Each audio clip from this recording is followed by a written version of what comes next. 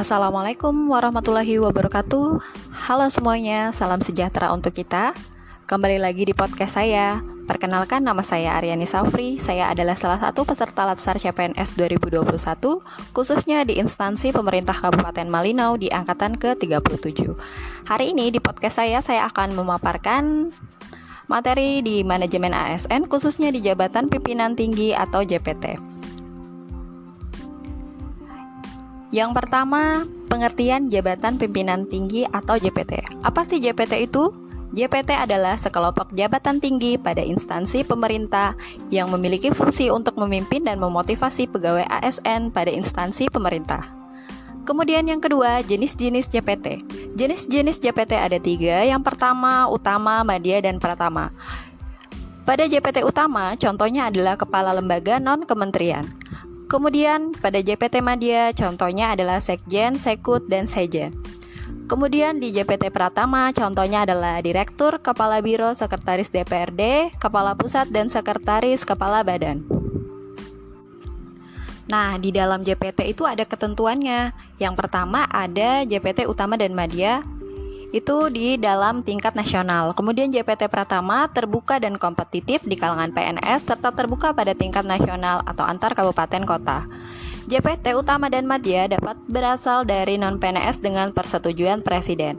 JPT dapat diisi oleh anggota TNI atau Polri non-aktif sesuai kompetensinya masing-masing. Kemudian bersifat terbuka dan kompetitif.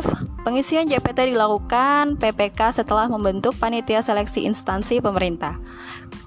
Panitia seleksi menjalankan proses seleksi pengisian jabatan terbuka untuk masa tugas yang ditetapkan oleh PPK.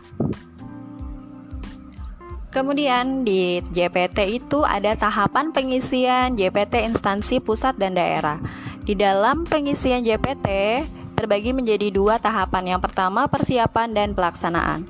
Di tahap persiapan, pada instansi pusat, pembentukan panitia seleksi oleh pejabat pembina kepegawaian atau PPK di instansi pusat yang berkoordinasi dengan Komisi Aparatur Sipil Negara atau KASN.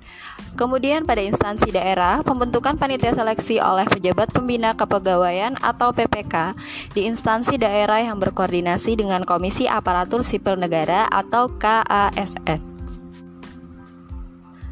Setelah pada tahap persiapan, kemudian pada tahap pelaksanaan. Pada instansi pusat, pengumuman lowongan jabatan melalui surat edaran atau media sosial, jangka waktunya 15 hari. Sama dengan pada instansi pada daerah, sama juga jangka waktunya 15 hari. Kemudian melakukan seleksi administrasi, seleksi kompetensi, dan menggunakan assessment center. Setelah itu mewawancarai akhir, penelusuran rekam jejak calon hasil seleksi. Ditentukan 3 calon dengan nilai tertinggi. Panitia mengusulkan 3 calon tersebut ke PPK. Selanjutnya PPK mengusulkan kepada Presiden untuk dipilih. Bedanya dengan instansi daerah, sama juga wawancara kompetensi dan analisa kasus, presentasi, kemudian wawancara akhir, penelusuran akhir, hasil seleksi, dan menentukan 3 calon dengan nilai tertinggi. Panitia mengusulkan 3 calon tersebut ke PPK. Selanjutnya PPK mengusulkan kepada gubernur atau menteri untuk dipilih. Kalau tadi pada instansi pusat mengusulkan kepada presiden untuk dipilih. Kemudian kalau di daerah mengusulkannya kepada gubernur atau menteri untuk dipilih. Kemudian di poin kelima ada penggantian jabatan pimpinan tinggi. PPK dilarang mengganti PPT selama 2 tahun terhitung sejak pelantikan PPT. Kecuali PPT melanggar dan tidak lagi memenuhi syarat jabatan yang ditentukan, dan penggantian PPT dilakukan melalui persetujuan Presiden dan maksimal 5 tahun, kemudian bisa diperpanjang. PPT yang tidak memenuhi kinerja dalam waktu 1 tahun diberi waktu 6 bulan untuk memperbaiki kinerjanya. Kemudian di poin yang terakhir, poin ke-6, kaitannya dengan instansi masing-masing. Nah, di instansi saya itu dalam dunia pendidikan. Di jabatan tertinggi yang ada di Dinas Pendidikan adalah Kepala Dinas dengan tugas menjamin terlaksananya proses pendidikan di sekolah-sekolah yang ada di wilayah naungannya. Kepala Dinas juga berhak memindahkan guru dan memberi teguran kepada bawahannya hingga melakukan yang namanya pemecatan. Berikut podcast dari saya tentang materi manajemen ASN Jabatan Pimpinan Tinggi.